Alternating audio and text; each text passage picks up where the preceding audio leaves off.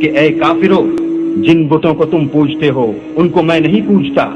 اور جس اللہ کی میں عبادت کرتا ہوں اس کی تم عبادت نہیں کرتے، اور میں پھر کہتا ہوں کہ جن کی تم پرستش کرتے ہو ان کی میں پرستش کرنے والا نہیں ہوں، اور نہ تم اس کی بندگی کرنے والے معلوم ہوتے ہو جس کی میں بندگی کرتا ہوں، تم اپنے دین پر میں اپنے دین۔ اور ان لوگوں کی نماز خانہ کعبہ کے پاس سیٹیاں اور تالیاں بجانے کے سوا کچھ نہ تھی، تو تم جو کفر کرتے تھے اب اس کے بدلے عذاب کا مزہ چکھو۔ لوگوں، ایک مثال بیان کی جاتی ہے، اسے غور سے سنو کہ جن لوگوں کو تم اللہ کے سوا پکارتے ہو وہ ایک مکھی بھی نہیں بنا سکتے، اگرچہ اس کے لیے سب اکٹھے ہو جائیں، اور اگر مکھی ان سے کوئی چیز چھین لے جائے تو اسے اس سے چھڑا نہیں سکتے۔ طالب اور مطلوب یعنی عابد اور معبود دونوں گئے گزرے ہیں، ان لوگوں نے اللہ کی قدر جیسی کرنی چاہیے تھی نہیں کی۔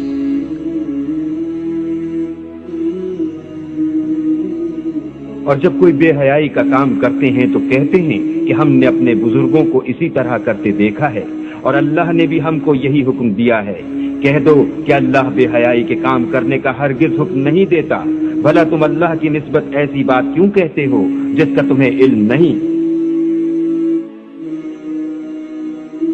اور جن کو تم اللہ کے سوا پکارتے ہو وہ نہ تمہاری ہی مدد کی طاقت رکھتے ہیں اور نہ خود اپنی ہی مدد کر سکتے ہیں،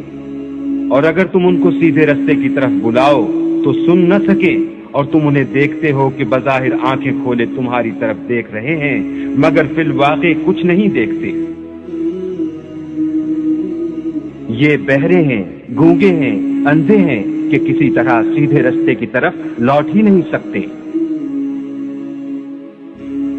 اور جن لوگوں کو یہ اللہ کے سوا پکارتے ہیں وہ کوئی چیز بھی تو نہیں بنا سکتے بلکہ خود ان کو اور بناتے ہیں، وہ لاشیں ہیں بے جان، ان کو یہ بھی تو معلوم نہیں کہ اٹھائے کب جائیں۔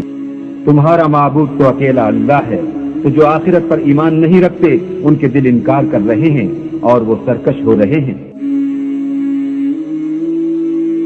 کہو کہ بھلا تم نے ان چیزوں کو دیکھا ہے جن کو تم خدا کے سوا پکارتے ہو، اور ذرا مجھے بھی تو دکھاؤ کہ انہوں نے زمین میں کون سی چیز پیدا کی ہے یا آسمانوں میں ان کی شرکت ہے۔ اگر سچے ہو تو اس سے پہلے کی کوئی کتاب میرے پاس لاؤ، یا علم انبیاء میں سے کچھ منقول چلا آتا ہو تو اسے پیش کرو۔ اور اس شخص سے بڑھ کر کون گمراہ ہو سکتا ہے جو ایسے کو پکارے جو قیامت تک اسے جواب نہ دے سکے اور ان کو ان کے پکارنے ہی کی خبر نہ ہو۔ اور جب لوگ جمع کیے جائیں گے تو وہ ان کے دشمن ہوں گے اور ان کی پرستش سے انکار کریں گے۔